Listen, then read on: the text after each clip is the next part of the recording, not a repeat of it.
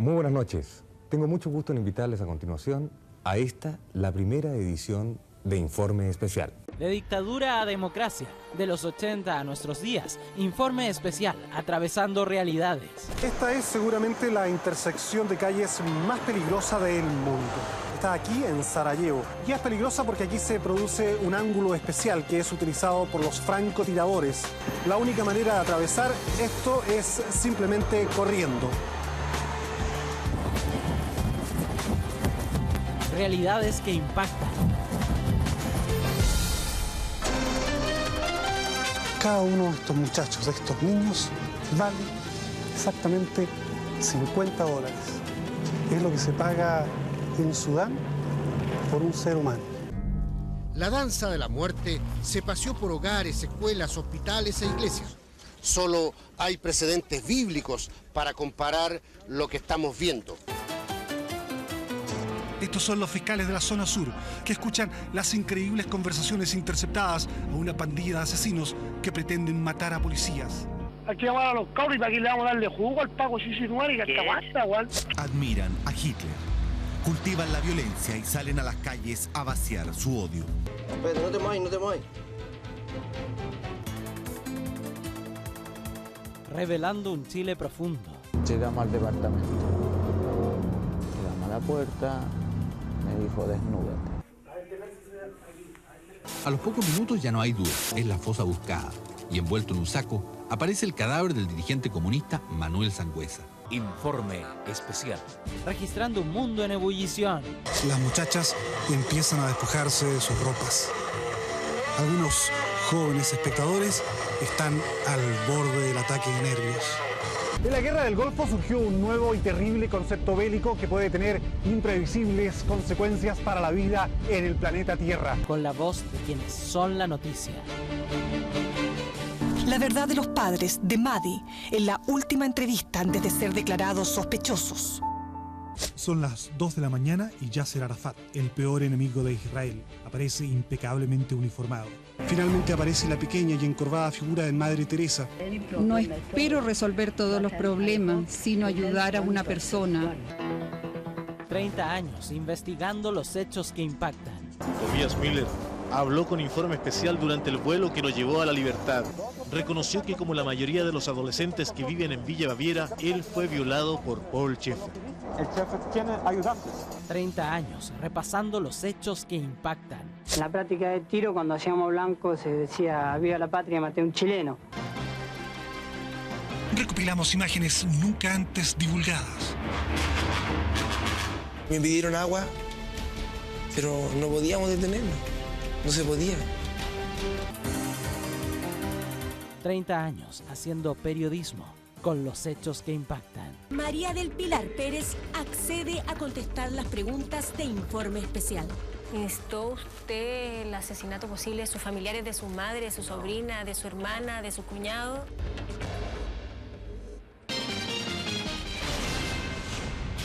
Informe Especial. ¿Cómo están? Buenas noches, bienvenidos al Informante por TVN, TV Chile, 24 horas y 24horas.cl. No hay duda de que Informe Especial es uno, sino que el programa más serio, respetado, creíble y responsable de la televisión chilena. En sus 3 décadas prácticamente ha cubierto todos los conflictos en África, en el Medio Oriente, en Europa, en Latinoamérica. Ha hurgado, se ha metido en temas complejos de delincuencia, de pobreza, de narcotráfico, de corrupción.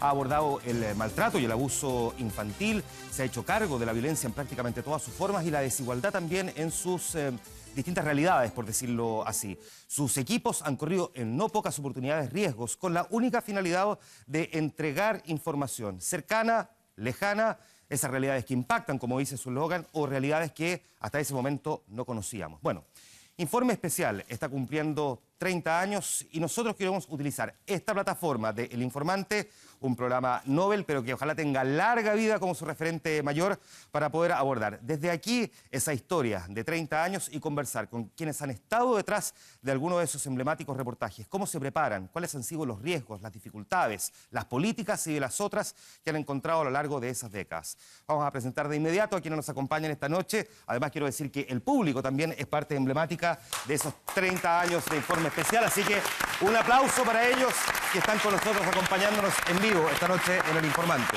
Santiago Pavlovich, muchas gracias por estar aquí, bienvenido, buenas noches. Encantado, buenas noches. Paulina Allende Salazar, bienvenida, buenas noches. Amaro Gómez Pablo, bienvenido, buenas noches. ¿Qué tal? Buenas noches. Bueno, voy a comenzar con el conductor porque es lo que corresponde, ¿no? Santiago, voy a partir contigo. Yo sé que es difícil porque la lista es larga, son muchos los temas, bien distintos también, pero si tuviéramos que definir en uno, ¿cuál crees tú que fue el reportaje que más impacto causó de Informe Especial en estos años?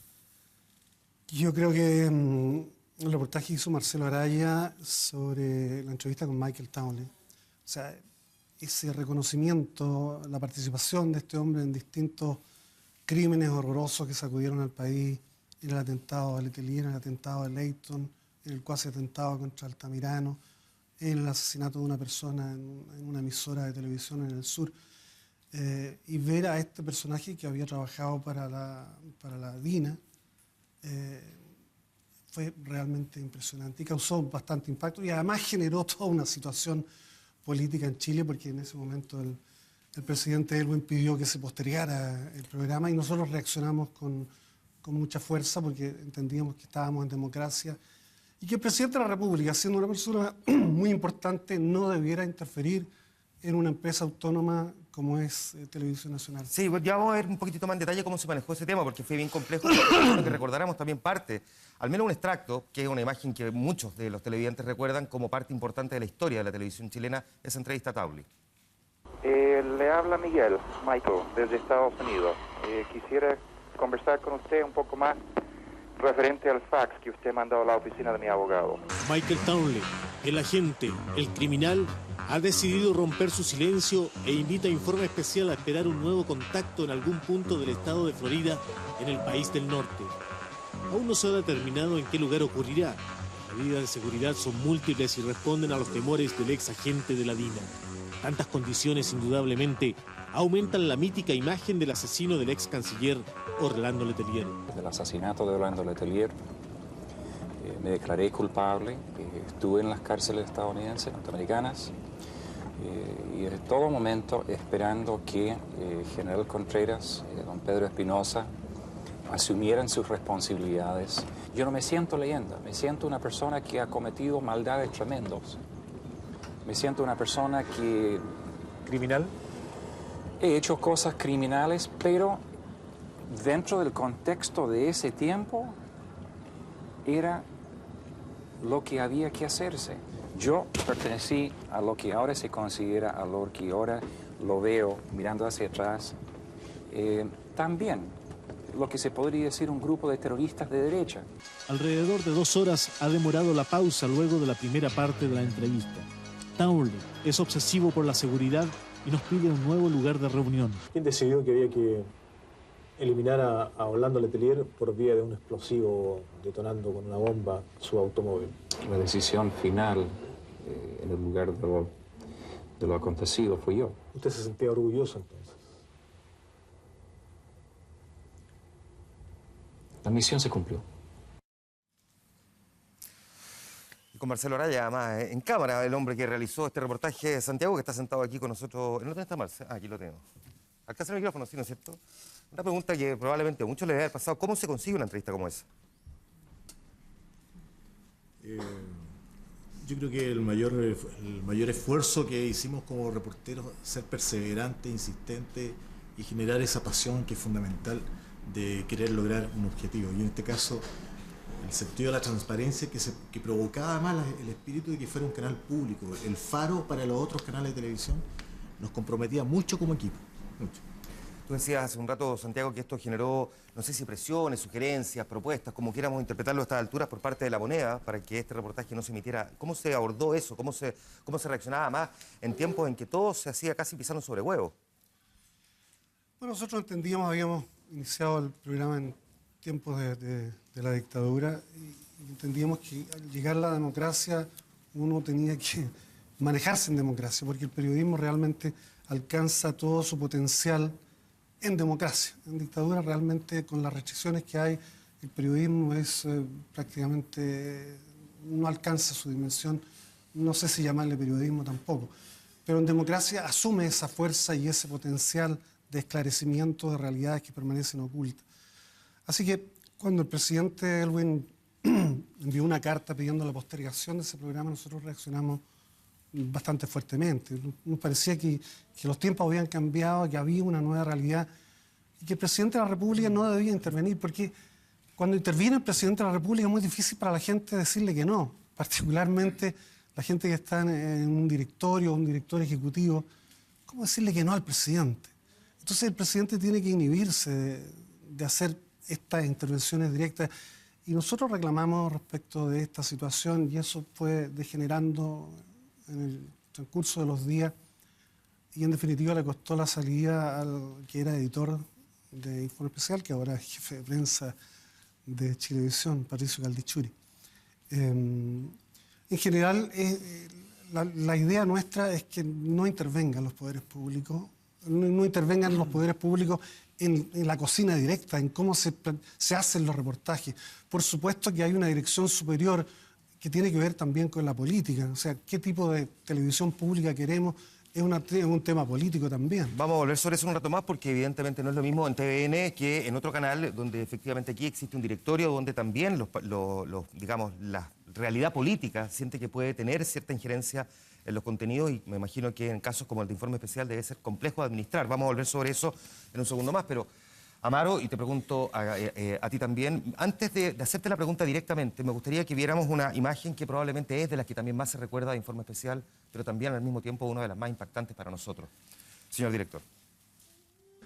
Considerando la gravedad de la lesión de Abner y su posterior y milagrosa recuperación, hoy mostraremos por primera vez las imágenes grabadas por Alejandro en el momento mismo en que su compañero fue herido.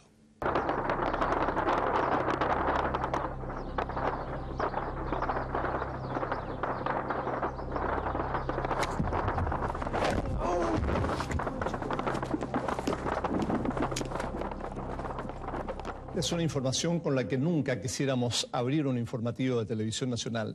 Uno de nuestros compañeros de trabajo, Abner Machuca, fue herido a bala por un francotirador. 9 horas antes, en el puesto fronterizo de Marina, entre Albania y Yugoslavia, Abner fue herido de gravedad por el disparo asesino de un francotirador. Queríamos contar las historias de otros. Como siempre, buscábamos simplemente asomarnos a los dramas de esas otras personas y luego salir, como si nada hubiese ocurrido. Durante este viaje, nuestro objetivo era aprender de las vivencias de los corresponsales de guerra. Dios, o simplemente la vida, nos permite hoy hablar de ellos y también de nosotros.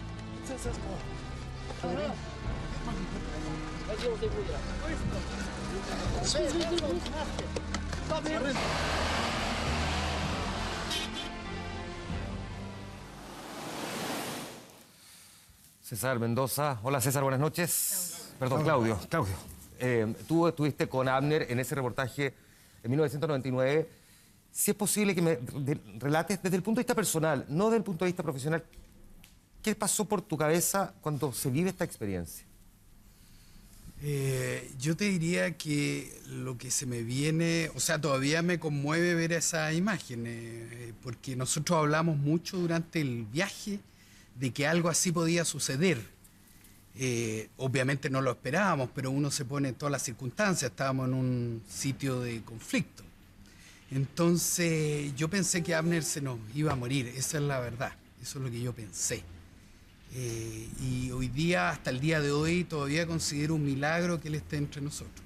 Abner, que hoy es productor general de Informe Especial. Amaro, tú ya vamos a hablar en un momento más de Siria, has cubierto también conflictos de forma bien difícil. Te pregunto hasta qué punto se puede, yo sé que es bien compleja de responder esta pregunta, pero hasta qué punto se puede calcular y por lo tanto estimar el riesgo que se corre cuando se sale a reportear en una zona o en zonas de conflicto como estas.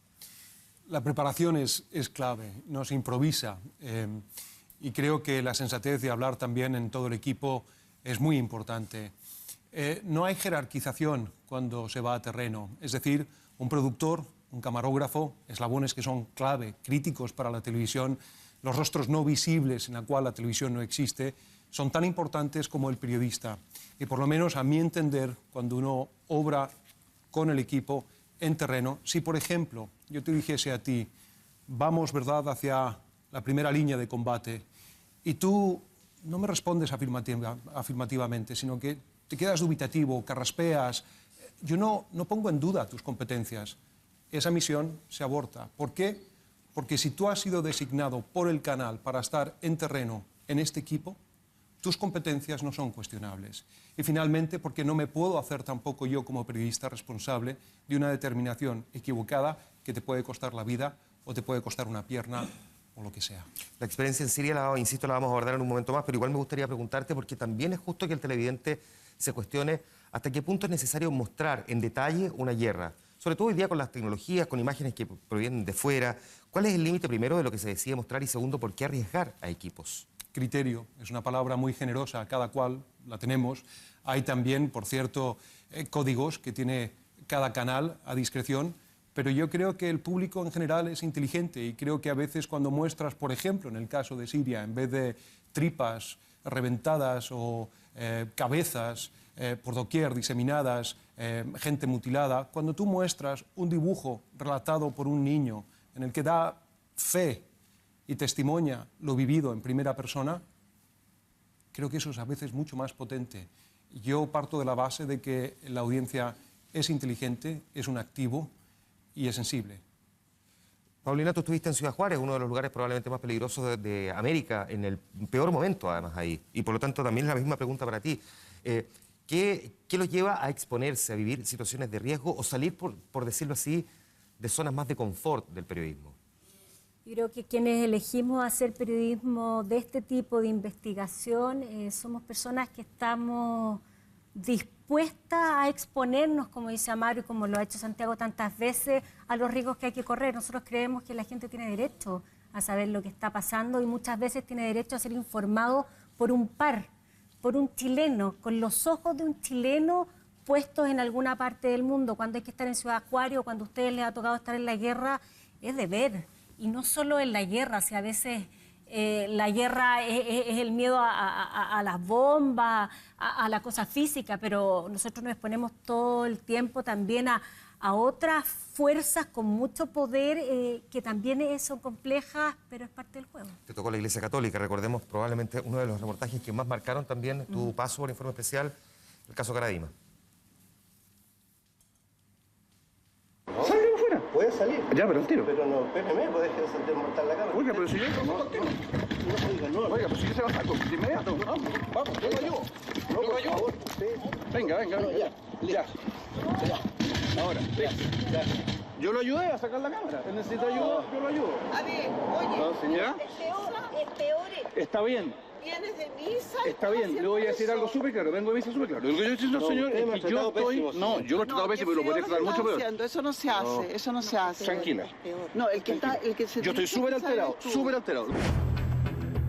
Frente al Ministerio Público, los denunciantes responsabilizan al sacerdote por el delito de abuso sexual reiterado en contra de mayores de 14 años. Yo fui testigo de que él besaba, tocaba a otros jóvenes. Se empezó a dar ciertas licencias conmigo.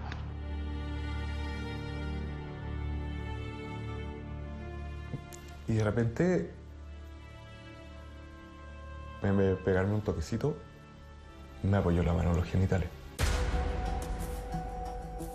Los testimonios en su contra hablan, entre otros, de aprovechamiento de su investidura de hombre de fe para realizar conductas erotizadas durante el sacramento de la confesión con los jóvenes. Y en ese momento, que la petrificaba, no me podía mover.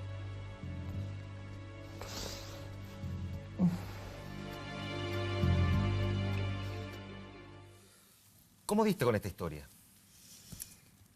Antes de eso, cuando uno ve testimonios de gente como esta o gente en la guerra luchando y tú nos dices por qué son tan valientes y se atreven a hacer esto, la gente valiente es esa y esa gente necesita que alguien los ponga en pantalla y que alguien los vea y que alguien conozca esas realidades. Yo creo que ahí está desde mí la respuesta a tu pregunta anterior y habíamos hecho la historia de Marcial Maciel en el informe especial. Después de ese reportaje estoy en mi oficina. Me llama Juan Carlos Cruz, que yo había estudiado en la misma universidad con él, pero no tenía una relación de cercanía, y me dice que había visto el reportaje de Marcial Maciel, que era el líder de los Legionarios de Cristo, y me dice que le pareció serio lo que hicimos en esa historia, pero que no en México, sino que a cuadras de Televisión Nacional había una persona con características muy parecidas, que tenía mucho poder, y que él estaba dispuesto a conversar conmigo. Él vivía en Estados Unidos, yo le dije, bueno, tomémonos un café y empecemos a conversar. Y así partió todo. Te tocó entrevistar a María del Pilar Pérez, al líder de los pedófilos a nivel mundial. Reporteas cosas como esta, pero fundamentalmente en estas dos figuras que acabo de describir, ¿cómo se hace para mantener la distancia? Lo pregunto de otra manera, que es probablemente también lo que le debe pasar a mucha gente. ¿Cómo no te sacan los chorros del canasto y no te querís tirar al cuello y sacarle la cresta?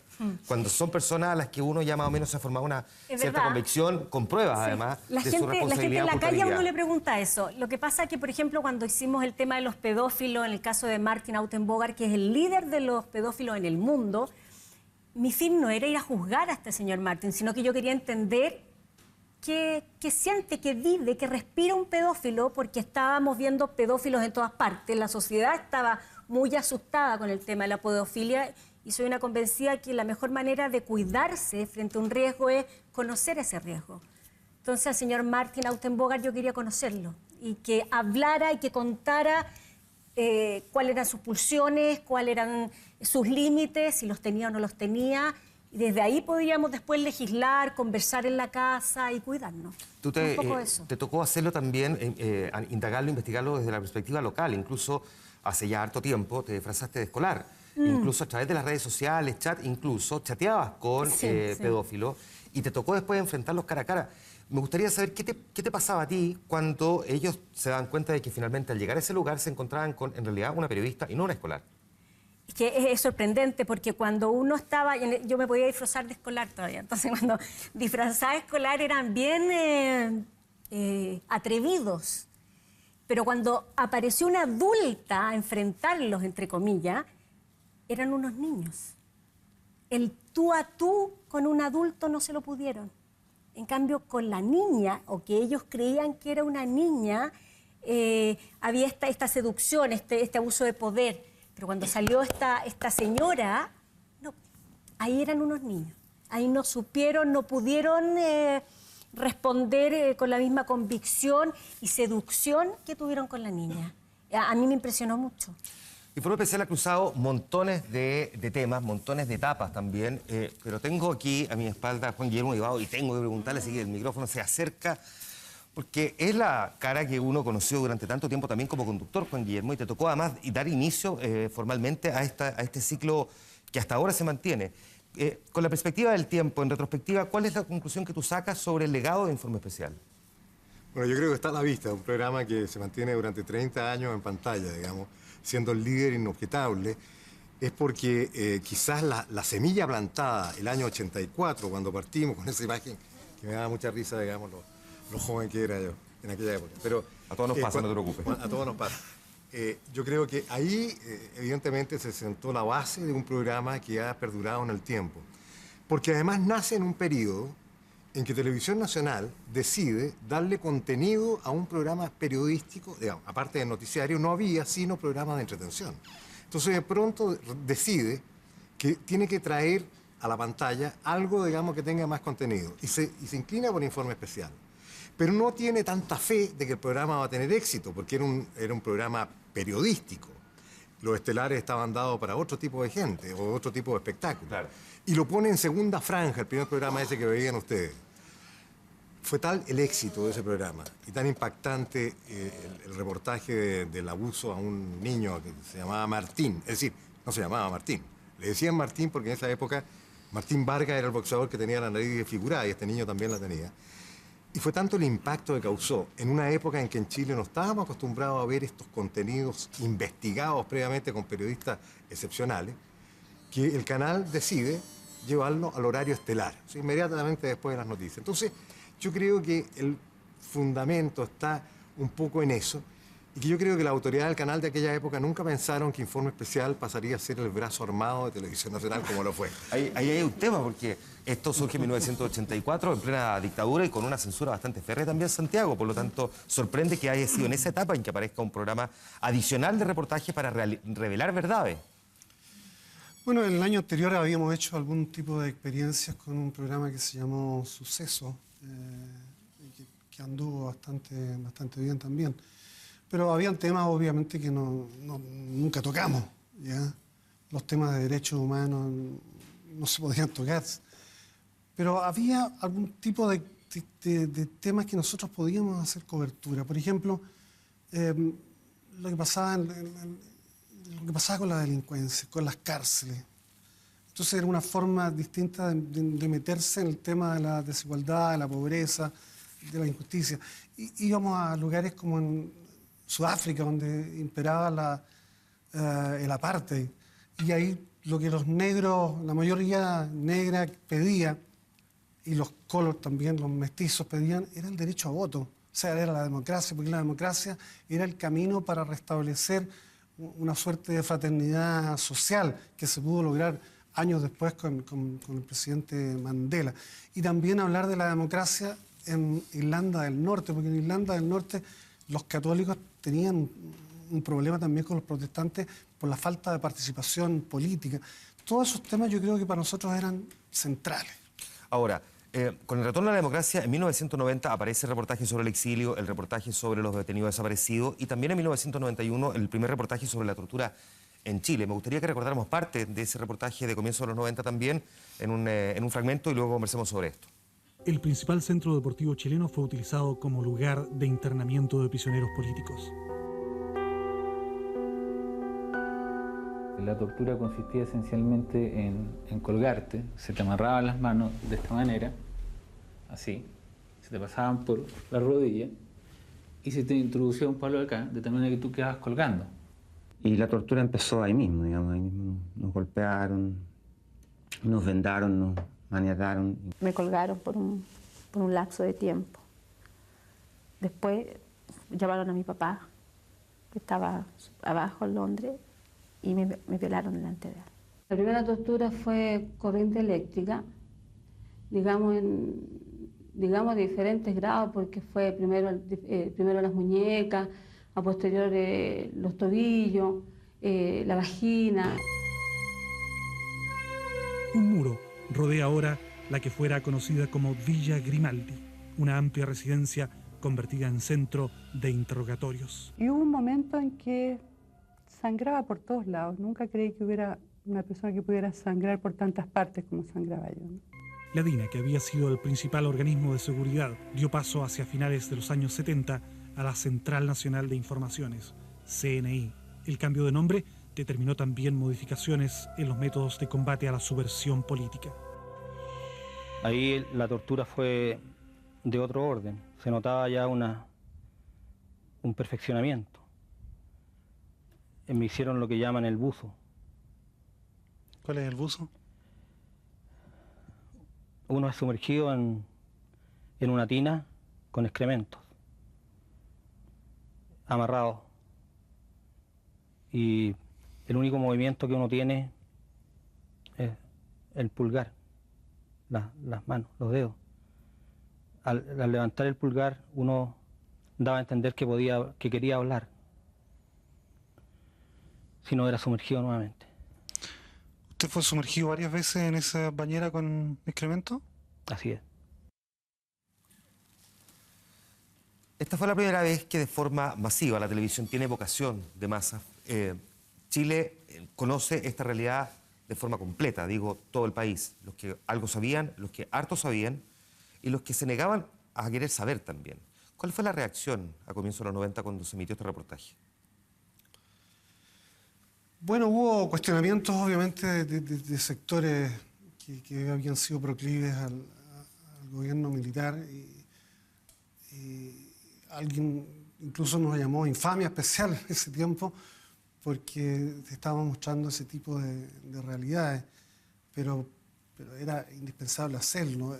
Realmente los otros canales llegaron mucho más tarde a tratar de hacer reportajes parecidos, pero para nosotros era muy importante esa cobertura.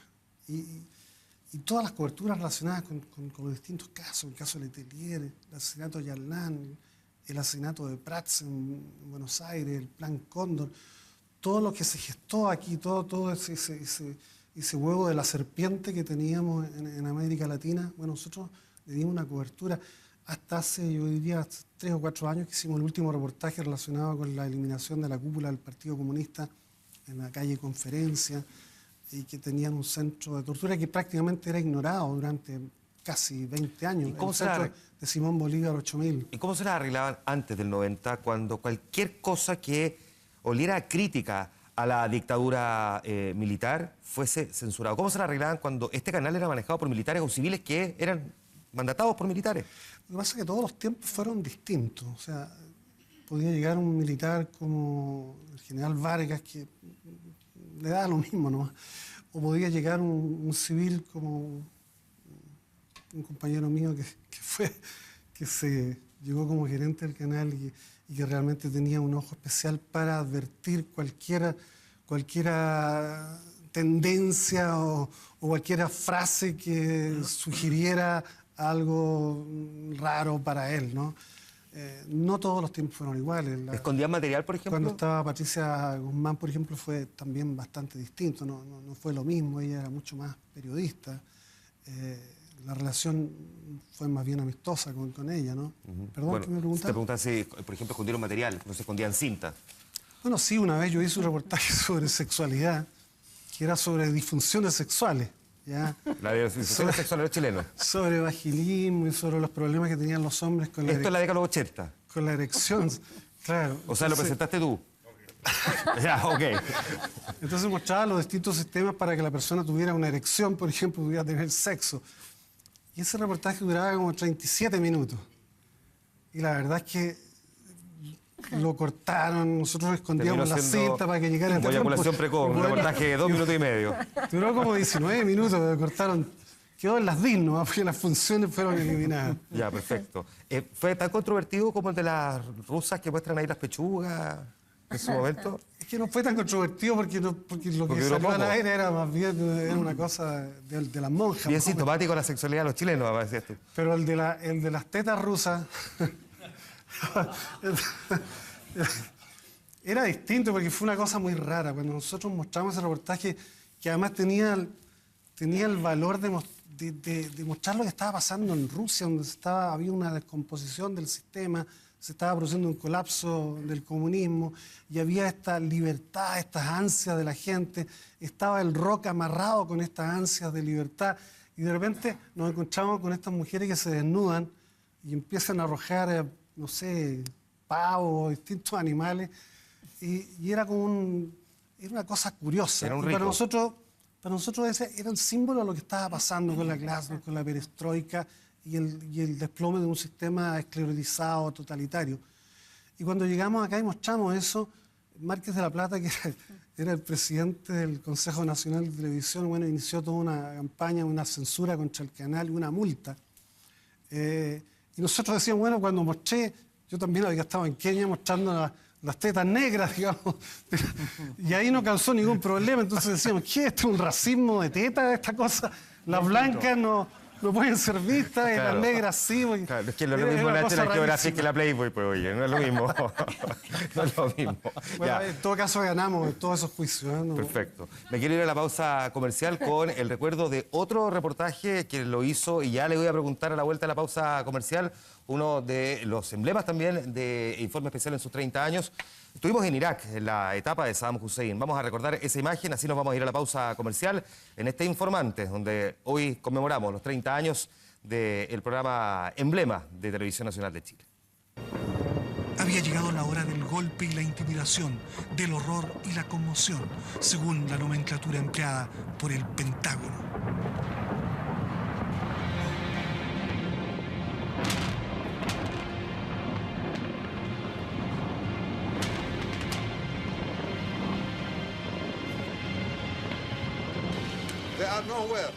Ellos no están en ninguna parte, realmente en ninguna parte. Ellos no han tomado el aeropuerto Saddam. Eso es estúpido. La verdad es que en menos de 30 horas se hicieron con este punto neurálgico. Lo primero fue cambiarle de nombre, le pusieron Aeropuerto Internacional. Lo segundo fue establecer ahí el cuartel central para el asalto a Bagdad. La pista aérea fue usada por los aviones que seguían castigando a la ciudad de las 1001 noches.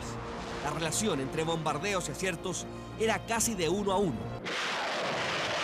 Justo en el momento en que se producía la trascendental toma del aeropuerto, la televisión iraquí hacía el último intento por movilizar a la población contra los invasores. Saddam apareció en la calle saludando a unos sorprendidos transeúntes, mientras Bush anunciaba con seguridad el principio del fin. A la noche siguiente, los bombardeos sobre el complejo presidencial serían particularmente destructivos. Una y otra vez, misiles y bombas se clavaron sobre los distintos edificios y palacios en una pirotecnia que dejaba sin aliento a quienes, sobrecogidos, observábamos este teatro vivo de fuego y destrucción. Los cigarrillos desaparecían mientras editábamos apresuradamente las imágenes de cada jornada. Las 4 comidas diarias se transformaron en un café matutino y un plato de pollo cordero al atardecer.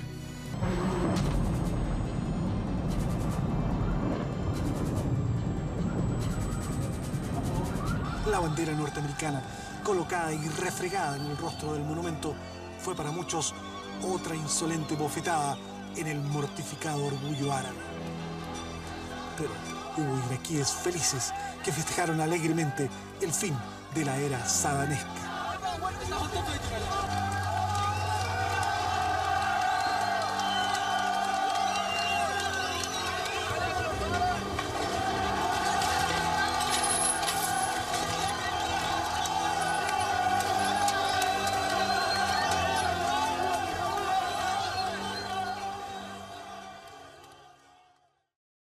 Estamos de vuelta en el Informante con los protagonistas de Informe Especial. Mostrábamos antes de la pausa el reportaje que se hizo en Irak. Escuchábamos a Santiago Pavlovich, pero participaron también reporteando en Irak Felipe Gertzen y Rafa Cavada, que lo tengo aquí a mi espalda.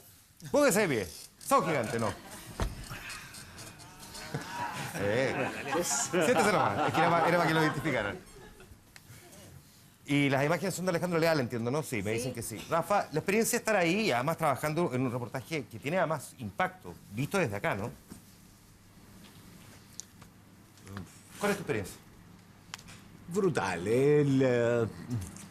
Un día te vas al cine donde se va a montar la historia que marca los próximos 50 años, lo que estamos viendo hoy día, que pasa por ahí. Consecuencia directa de lo que ocurrió con la desestabilización de Oriente Medio, producto de la caída de Saddam Hussein, de Libia, etc. Y tú presenciaste esto como en el balcón de honor de ese cine, por un error del tipo que te acomoda, básicamente, pero claro, el ver Bagdad primero esa noche como blanco de todos los bombardeos y después ver el proceso de descomposición social que siguió y que se replicó en diferentes países de esa misma región, hasta tener consecuencias hoy, ahora, cuando estamos hablando de básicamente el tipo más afortunado del mundo. Sí, yo te preguntaba tu experiencia porque yo sé que para ti viajar era un objetivo, casi una obsesión, o sea, tú tomaste una decisión. Era una obsesión. Era una obsesión. Era una obsesión. Pediste vacaciones, sí. Casi media forzadas, vendiste cosas, compraste una cámara. Era un interés tuyo el de estar ahí, te mandaran o no te mandaran, digamos, a reportearlo. Sí. ¿Por qué? Porque son muchas razones. Digamos, me crié periodísticamente hablando. Mi primera programa favorito fue el Informe Especial, digamos. Ir a cubrirlo después como parte del equipo de prensa de TVN era un sueño. Y dos, porque yo, y creo que todos los que seguíamos el caso, estábamos de acuerdo en que eso iba a cambiar básicamente los patrones con que se regía el mundo hasta ese momento.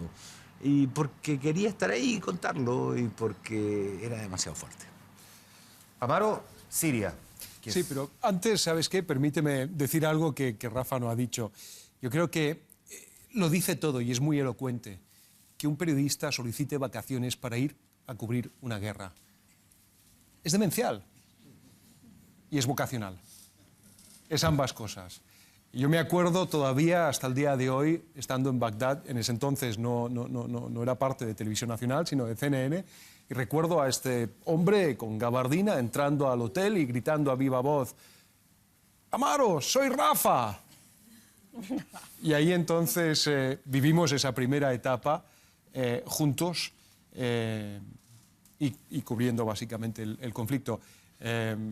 Fue extraordinario. La verdad es que a mí siempre me ha llamado la atención eso, vacaciones para cubrir una guerra. Pero perdón, pero tú sabes que querían sacarnos de antes de comenzar la guerra. Me llamó mi jefa y me dijo, tienen que salir. ¿Cómo? Si venimos a la guerra. Sí, pero es que la guerra ya se va a producir, así que tienen que irse. Pero tú estás loca. No, tú estás loco. No, yo me voy a quedar, le dije. ¿Pero cómo te vas a quedar? ¿Y qué dicen los otros? Que se van a quedar también. Pero ahí está Alejandro Leal y el Rafa acá. No, pero es que tienes que preguntarle a ellos. Pero aquí le voy a preguntar si yo sé. Y le preguntamos. Y claro. Era obvio, o sea, era un poco ridículo si fuimos a la guerra y de acá nos dicen, hoy va a empezar la guerra, vénganse, a que fuimos. Nosotros los tres dijimos, no, nos quedamos acá, si a eso vinimos. Y hicimos causa común en la lógica, digamos, de quedarnos. Y estábamos, cuando comenzó la guerra, cuando comenzó el primer bombardeo, es un poco loco para los que no entienden mucho el periodismo loco. Nos abrazábamos, estábamos felices de que haya comenzado la guerra, porque fue a lo que vinimos, es a lo que fuimos. A pesar de que tú también viviste momentos difíciles, entiendo que eras tú quien estaba con Abner Machuca cuando vivió este momento tan difícil. Sí. Lo que me lleva también de vuelta ahora sí, Amaro, a Siria, y hago incluso Siria con Irak, que son dos localidades que están siendo afectadas por el Estado Islámico, por los yihadistas y por, en estos momentos, los bombardeos también de esta coalición encabezada por el presidente de Estados Unidos, Barack Obama. Primero quiero recordar cómo fue tu paso hace pocos meses por Siria, lo que tú pudiste observar ahí, y luego me gustaría preguntarte a propósito de la realidad que se está viviendo hoy, que es dura, y especialmente dura también para los periodistas. Vamos a recordar parte de lo que nos mostró Amaro el año pasado.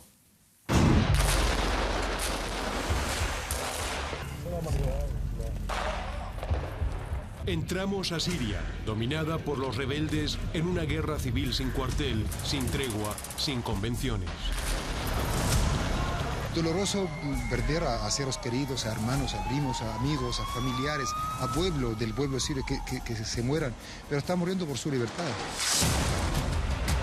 Presenciamos la devastación de un país de rodillas que tardará años en reconstruirse.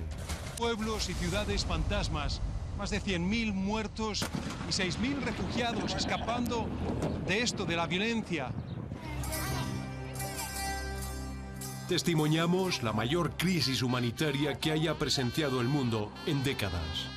El promedio de refugiados escapando todos los días a los 4 países vecinos es de 6.000 personas. Tras los ataques con agentes neurotóxicos sobre la población civil, Occidente alinea sus fuerzas para una probable intervención militar. La indiscriminada masacre de civiles, la matanza de mujeres y niños e inocentes mediante el uso de armas químicas es una obscenidad moral.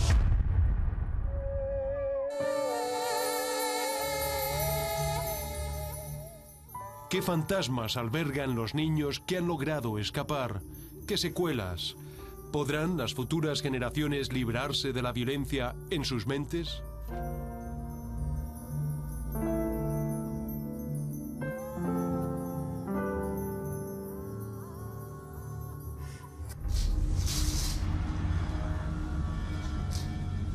$8 kilos de chaleco antibalas.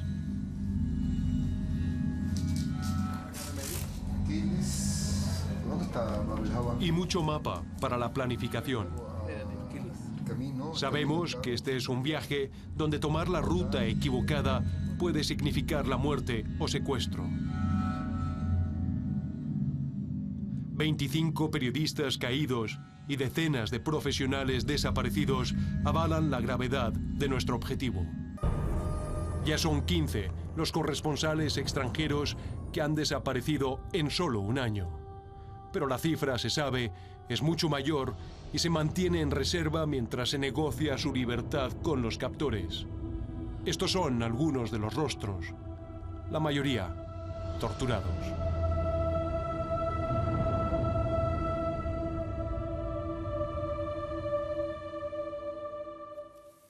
Porque este sí que es el lado mucho menos amable de esto que estamos hablando de reportear conflictos, Amaro. Tenemos aquí a varios rehenes extranjeros secuestrados, muchos de ellos son periodistas, ya han empezado a ser decapitados por el Estado Islámico, y entiendo que en particular con el segundo, este periodista Steven Soltov, tú tienes un cruce en la realidad en Siria que me gustaría que relataras, porque entiendo que públicamente nunca has contado esto.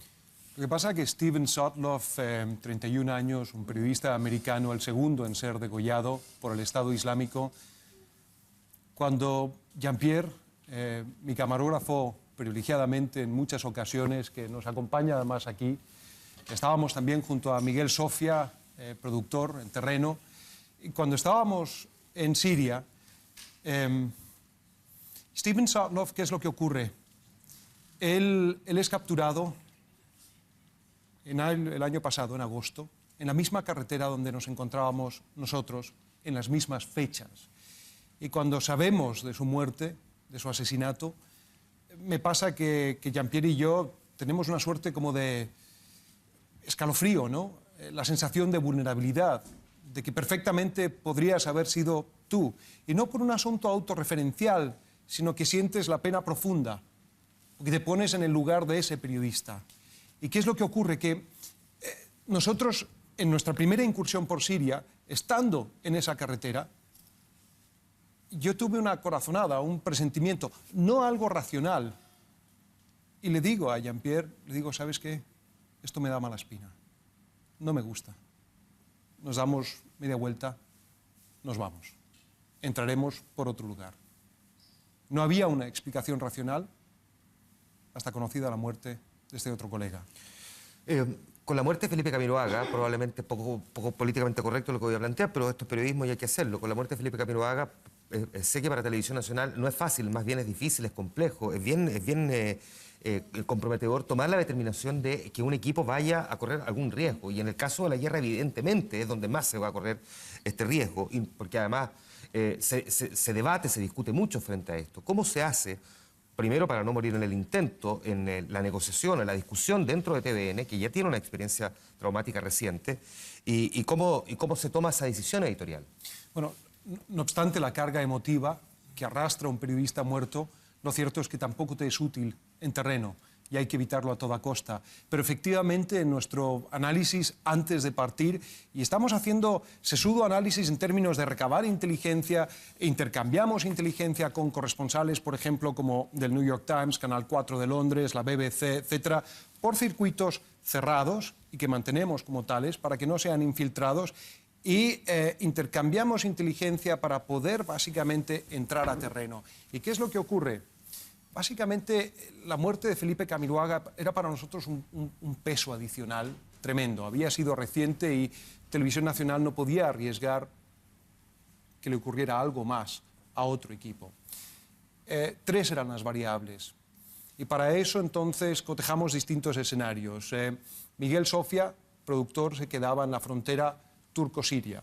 Escenario 1, nosotros éramos heridos, ante lo cual teníamos que hacer ya el trabajo tras bambalinas que la audiencia no sabe qué ocurre cuando efectivamente se van a las guerras, de en qué hospitales, qué sangre, qué tipo de sangre, de acuerdo a qué lesión, qué quirófanos, dónde podemos acceder. Escenario número 2, el más probable, secuestro prolongado. ¿Cómo notificar a Santiago, cómo notificar a la Cancillería, mantener además esa información fuera de otros medios de comunicación, cosa que se privilegiase, ojalá, lo más posible, algún tipo de influencia, influjo sobre los captores?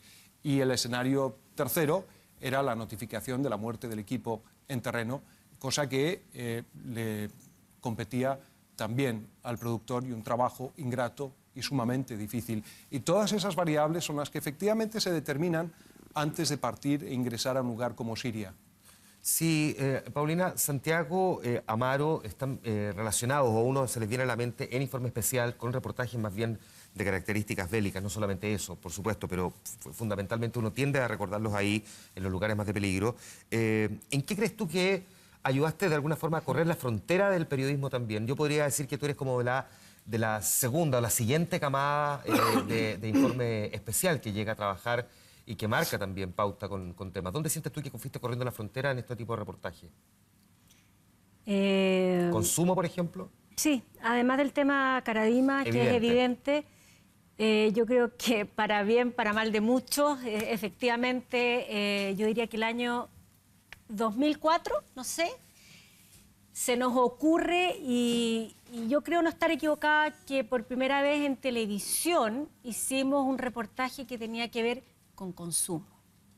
Y por primera vez en televisión hicimos un reportaje que hablaba de cómo en las principales cadenas de supermercados de Chile se extendía la fecha de vencimiento de las carnes. Se reetiquetaba.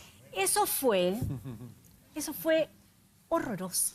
Sufrimos, tuvimos incluso una reunión, yo me acuerdo, en el auditorio de Televisión Nacional con el director de la época, que claro, estaba molesto por el reportaje, hubo toda una sublevación, fue muy complejo, pero después de ese reportaje vinieron los autos, vinieron los restaurantes, vinieron los hoteles, y corrimos la valla a un tema que es cotidiano, y es la calidad de los productos que consumen los chilenos cada día. Y una cosa muy importante, perdona, porque también abres otra compuerta y es, no obstante, quien te auspicie. Absolutamente. Ahora, ese es el tema más complejo. Con un adicional, que también empieza a aparecer esto de por primera vez empezar a enfrentar, a enrostrar a los malos en cámara, por decirlo así.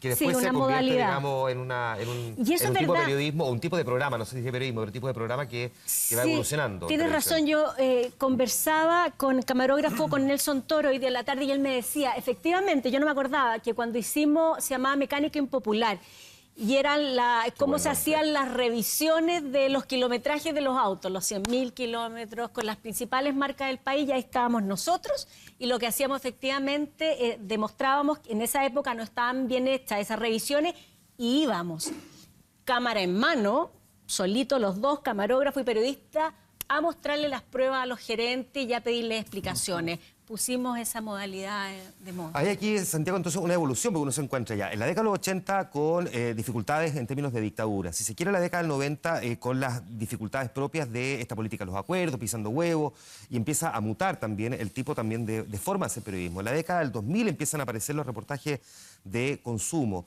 Y ya podríamos decir que en esta década siguiente, del 2010 en adelante, tú dices que es precisamente el sector de la empresa al que apunta en parte los reportajes y con el que termina uno enfrentándose más que digo con los políticos, más que con los poderes fácticos. No, yo creo que es todo. Yo creo que nosotros tenemos la obligación de hacer un escrutinio severo sobre el gobierno, sobre los poderes públicos, sobre el Parlamento. De hecho, hicimos un reportaje sobre los parlamentarios, los que eran más flojos, los que trabajaban. En otro canal se intentó hacer lo mismo, pero en definitiva no se transmitió. Nosotros creemos que como canal público tenemos el deber de hacer eso y de confrontar corrupción interna que hay en el gobierno y también de las empresas. O sea, no es que la empresa sea un foco para nosotros, sino que son todos los que debieran proveernos servicios y todas las instituciones que debieran ser transparentes con el público. Porque nosotros nos debemos al público, al interés del público. Ya, perdona, la gente es dueña de este canal, por lo tanto este canal tiene una obligación de servir a la gente. Entre nosotros, ¿quién hincha más las pelotas? ¿Aquí? No aquí, no necesariamente aquí. Si queréis contar acá, feliz. ¿Quién hincha más las... ¿Quién? Los políticos, las autoridades, los miembros del directorio, la empresa, los militares. ¿Quiénes son los que hinchan más? Ya lo dijiste. Ya. No. O sea, es obvio que los políticos presionan, obviamente, y hay llamadas telefónicas. Eso es así y ha sido siempre así. Lo importante es que no se cedan a las presiones, ¿ya? Pero que hay presiones de gobierno, las hay.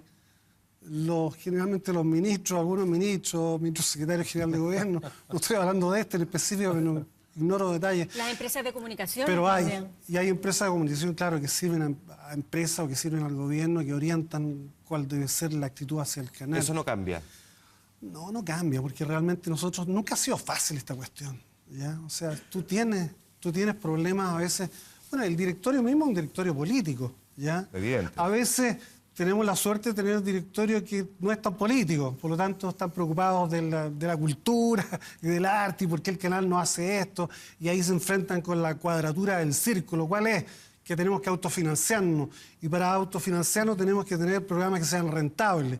Y a veces los programas que tienen que ver con la cultura o que tienen que ver con la información no son tan rentables. Por lo tanto, se produce este desbalance, una alquimia rara en el cual a veces no se pueden hacer cosas de la mayor excelencia. Mira, Chago, yo quiero mostrar esto que, así como recién Juan Guillermo decía, mostrar una imagen mía de 1984 y estamos en 2014. Bueno, veamos la evolución de Santiago Pavlovich también en pantalla. A ver. Es muy difícil establecer realmente si fue agredido por sus padres. Estamos en la entrada del campo de refugiados palestinos de Yalasin. Ciertamente antes de llegar a Hanoi, capital de Vietnam, analizaremos un tema de gran importancia social. ¿Qué hacer con aquellos jóvenes que, pese a su escasa edad, parecen pertenecer al núcleo más duro, identificándose con el lujo exclusivo del sambódromo? Símbolo de poder, sexo y riqueza. Noble y vieja citrola que incluso sirvió de sala de partos porque en ella nació un hijo mío, pero esa es otra historia.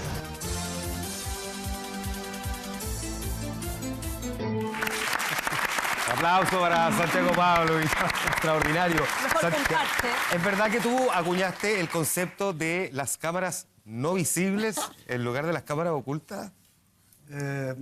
No sé, pero a mí me parece que fueron un gran aporte. Sí. Porque realmente ahí tengo una discrepancia con el Canio Cavallo, que dirige la Escuela de Periodismo que es decano de comunicación de la Universidad Adolfo Ibáñez. Que él era muy contrario a las cámaras, a estas cámaras ocultas, cámaras mini. Te hemos leído cartas en el Mercurio a ti defendiendo la utilización de este tipo de cámaras. Es que sí, que realmente hay cosas que no se pueden hacer si no es que una cámara oculta. Nosotros no podríamos haber entrado a la legua, por ejemplo, para mostrar que la droga seguía corriendo a vista y paciencia de los carabineros que estaban a 40 o 50 metros, ¿ya? Porque obviamente cuando has entrado con cámara normal te la rompen, ¿ya? Es difícil denunciar droga o tráfico de droga o tráfico de blanca, tráfico de prostitutas o tráfico de animales exóticos si no usas la cámara oculta. Pero hay que saber usarla. Obviamente las grandes notas se hacen con cámara normal, con cámara visible. Pero ¿cómo escondí ahí una cámara cuando las cámaras no son como ahora? Que son chicas, que pueden ir en la punta de un alfiler. Antes la cámara era la cámara, tenías que esconder. No, teníamos bolsos, generalmente. Pero ni siquiera los bolsos eran así, las cámaras eran como este porte. Se metían en un bolso y había una redecilla y ahí mostrábamos, por ejemplo, yo me acuerdo que había dicho un reportaje sobre aborto y... Las aborteras. Y cómo se abortaba en un sector aquí de Providencia, con Ñuñoa. Y usamos ese tipo de cámara. Y era bien patético toda la conversación respecto del aborto y cómo la mujer lo operaba como un negocio. ¿Hay lugares, momentos en los que sí no justificarías la utilización de una cámara oculta? ¿Cuál sería? Bueno, yo creo que cuando estás interviniendo en la vida privada o en la vida íntima de las personas, digamos, creo que no corresponde. Pero cuando tú quieres denunciar ilícito, hay una delgada línea ahí que yo personalmente estoy dispuesto a traspasar. Cuando está involucrado el interés público, la fe pública, cuando hay delitos con los recursos del Estado. En ese tipo de situaciones yo soy partidario de usar de todas maneras la cámara oculta. ¿A ti te pasó también, Paulina, que en algún momento tú tuviste que defender en tribunales una fuente tuya? Sería bueno que recordáramos ese episodio también. Sí, fue el caso Spinac. Nosotros compramos imágenes, cosa que se puede hacer, y al comprar esas imágenes yo pedí documentación que acreditara que esas imágenes no habían sido robadas. Tuve la precaución en esa época. Y entrevisté al señor para que me contara y integrara en el reportaje cómo había él llegado a estas imágenes. Pero él me pidió secreto de fuente porque le daba mucho miedo que dijéramos quién era. Estaba sometido a altos riesgos. Perfecto, le dije yo cumplo.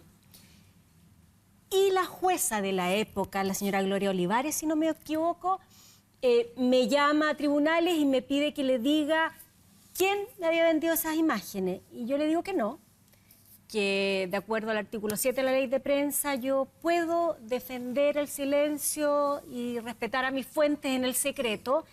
Y ella me dice, pues bien, si no puedes demostrar que estas imágenes no son robadas, yo te voy a procesar por receptación.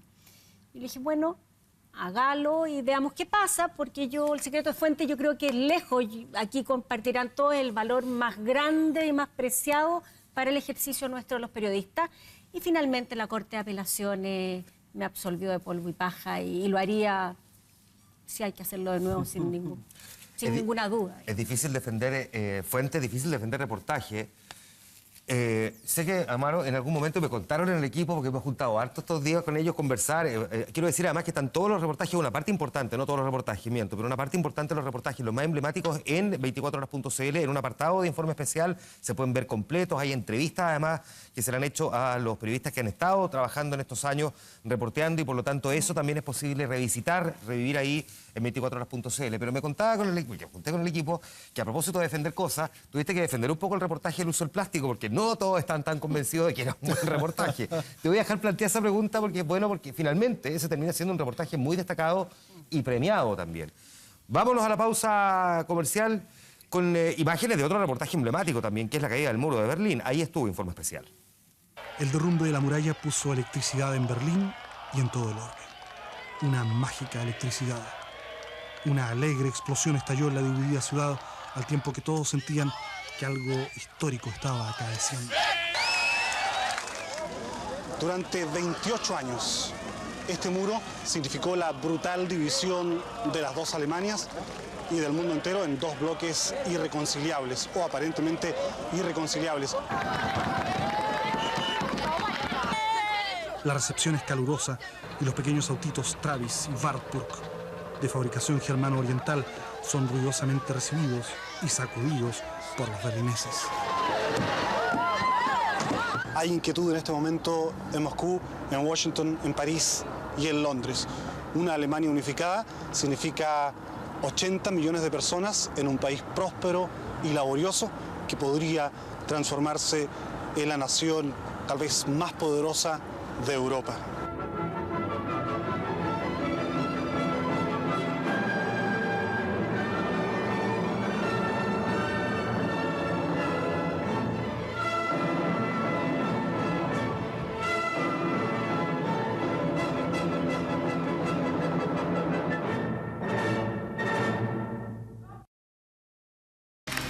Estamos de vuelta, esto es El Informante, reviviendo y repasando las 3 décadas de trabajo de Informe Especial y la huella que ha dejado. Pero la cámara se queda en Francisco Herrera, ese es su nombre, pero que probablemente a muchos dirán que es el hombre que compuso la música que estamos escuchando, pues, que es tan característica. Hay un aplauso porque si hay algo que caracteriza Informe Especial es precisamente su música.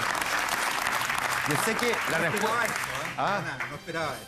Yo sé que la respuesta es bien difícil, pero ¿cómo se da con el tono para una música de un programa de reportaje que además se mantiene? Porque los noticieros cambian de música, los programas cambian de música. Este es uno de los pocos programas, si es que no el único, que ha mantenido históricamente, salvo variaciones, pero la misma base. Claro, hay que buscar los símbolos. Y yo creo que un poco eso se logró. Digamos. Esto fue prácticamente compuesto en 15 minutos. Fue una cosa muy instantánea.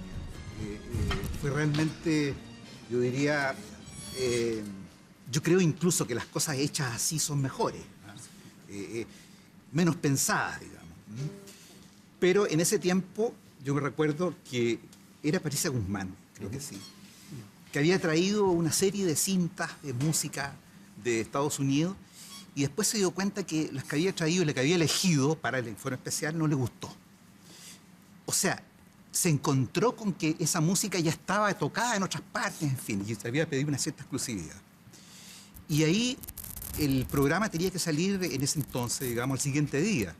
Y se grabó, y se compuso, y se grabó, y se... Así de rápido. Montó, así de rápido, así fue. Exactamente. Increíble. Elton John compone así de rápido también, dicen, ¿eh? Por si acaso.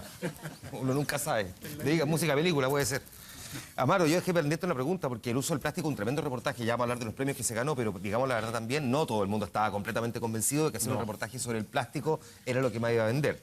Digamos la verdad. cuesta arriba, cuando tú efectivamente puedes hablar de guerras, puedes hablar de temas de consumo, los temas ambientales cuesta agendarlos. Cuando son tan importantes y cuando finalmente toda la gente acusa recibo una vez que te golpean en la cara. Hoy siendo además la cumbre de calentamiento global, cambio climático. Y persuadir el tema del plástico, claro, poco sexy, ¿no? Decían, ¿dónde está la cosa climática?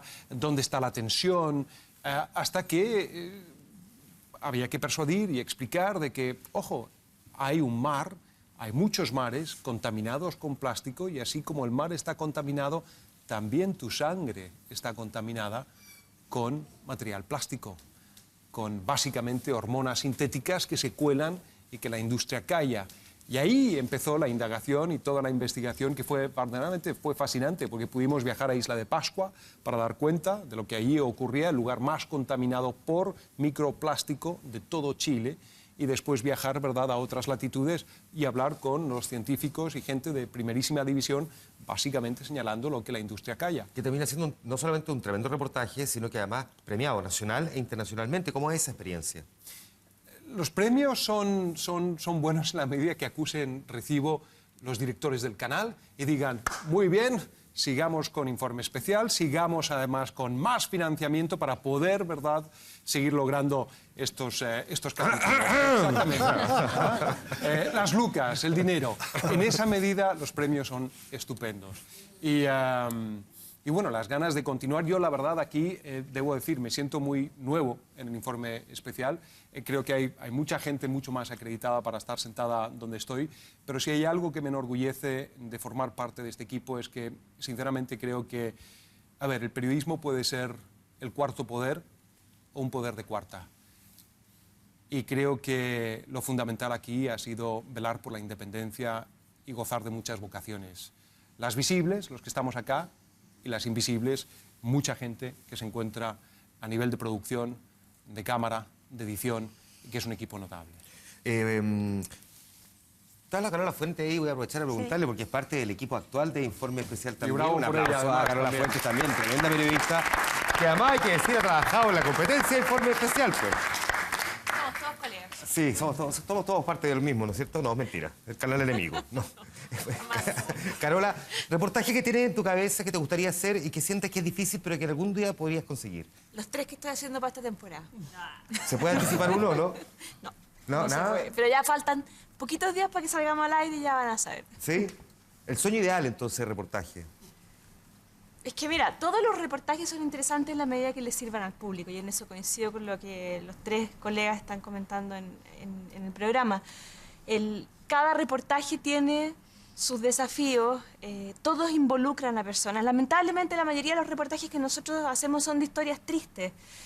Quizás me gustaría hacer más reportajes de historias felices, pero parece que somos menos los que tenemos tiempo, paciencia y apoyo para poder hacer estos reportajes que son necesarios hacer.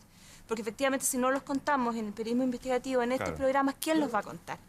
¿Quién va a luchar contra esas empresas que ustedes comentaban de las presiones de las empresas, que yo veo con preocupación esta estrategia que hemos observado en el último tiempo de tratar de desacreditar los reportajes que estamos haciendo, comprando insertos en los diarios, donde hacen como unas amenazas media sutiles, que nunca se concretan además, pero que pueden ir mermando la credibilidad que tenemos frente a los ejecutivos, que son los que tienen que resistir las presiones. Qué buen punto, Carola, porque Santiago nosotros lo conversábamos en estos días también, cuando hablábamos del informe especial, uno tratando de empaparse lo más posible de un programa que más bien ha mirado desde afuera, a pesar de que hoy día uno trabaja en el canal. Una cosa que tiene informe especial es que efectivamente ha marcado pauta, pero también su rigurosidad periodística le ha permitido sortear cuando se ha encontrado con dificultades de este tipo, ya sea en tribunales o en el Consejo Nacional de Televisión también, y despejarlas más allá de cualquier duda, que efectivamente son hoy día dificultades. Pero sientes tú, como dice la Carola, que hoy día ese puede ser también un, no sé si enemigo, pero una cuestión a la que hacerle frente. Yo creo que sí, yo creo que la defensa que nosotros tenemos frente a distintas presiones es ser un canal público. Aquí no hay un dueño particular, no hay una empresa. Este es un canal que realmente pertenece a todos los chilenos, que tiene un código, tiene una deontología por la cual tiene que manejarse, y la gente que trabaja aquí tiene que guiarse por esos principios. Y esos principios establecen que tú incluso tienes una cláusula de conciencia. O sea, no te pueden cambiar el reportaje en este canal caprichosamente. Puede haber un tema de edición, pero no pueden decir, mira, el reportaje va por este otro lado y te lo vamos a cambiar. Tú tienes todo el derecho de decir, no, no va a mi reportaje. Y me tienen que indemnizar y hay toda una figura ahí importante que marca la independencia y la libertad de los equipos que trabajan en este canal. Para nosotros es un patrimonio. Y además, este es un trabajo hermoso, yo creo que es uno de los trabajos más hermosos. Iván Bunin, un poeta ruso, decía que hay 3 cosas que hacen la felicidad de las personas: el amor, un trabajo interesante y viajar. Y eso nosotros lo tenemos así, somos bastante felices. Perfecto. Decía que me quedan un par de preguntas que voy a hacer muy cortitas, pero una es a Patricia Venegas, que además parte de la nueva generación de Informe Especial. Trabaja poco la Pati Venegas, además. Hola, Pati. Sí, muy bien, pues. La experiencia además de trabajar en el Informe Especial. Bueno, yo creo que cuando uno está en la universidad, uno mira el Informe Especial como algo que está súper allá arriba, elevado, cómo poder ser parte del Informe Especial. Entonces, haber logrado trabajar ahí en el 2012, estuve la primera vez y ahora regresé. Es alucinante poder, imagínate, uno de los reportajes que hicimos en el 2012, que fue el de Dichato, lo trabajé con Abner Machuca.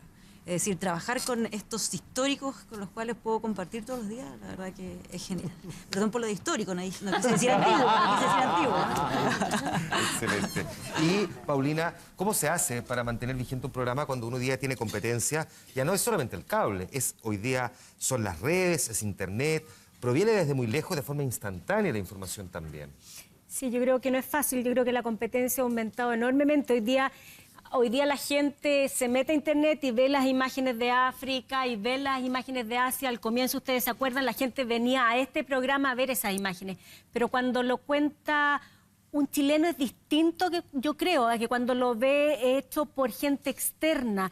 Y además, yo creo que el producto bien hecho, porque este programa yo creo que hace un producto bien hecho y con investigaciones de rigor, estás al nivel de la competencia e incluso de la competencia internacional. Yo creo que vamos a seguir 30 años más con ese rigor y con esas investigaciones de peso. Excelente. Les quiero agradecer. Santiago, muchas gracias. Amaro, muchas gracias. Paulina, muchas gracias. Gracias a ti. Y especialmente a todos los que han estado aquí, muchísimas gracias por habernos acompañado también. Perdón que les dé la espalda, pero lo mejor que tengo. Muchas gracias a ustedes por haber estado y por haber trabajado estos 30 años. Muchísimas gracias. Nos vamos a quedar aquí nosotros sobre el set para sacarnos la foto y les recordamos que este lunes parte de la nueva temporada de Informe Especial. No se lo pierdan entonces. Gracias por su sintonía. Yo me junto con ustedes mañana en Vía Pública. Que estén muy bien. Buenas noches. Dejan todas las fotos.